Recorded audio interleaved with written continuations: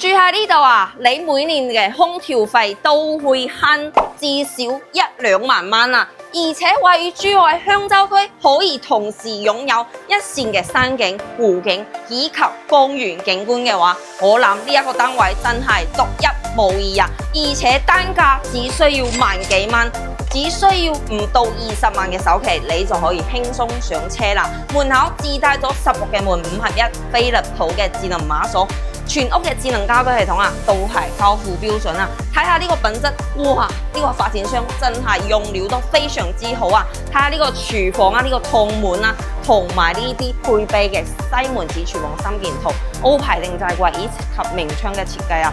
呢啲櫥櫃，呢啲收納櫃都係交付標準。翻到我哋休息區感受一下啦，公共3段式嘅洗手間，所見即所得，用住嘅都係 TOTO 嘅品牌嘅衛浴馬桶，而且咧隔離就係你嘅兒童房啦，非常之卡哇伊，對面就係你嘅長輩房啦。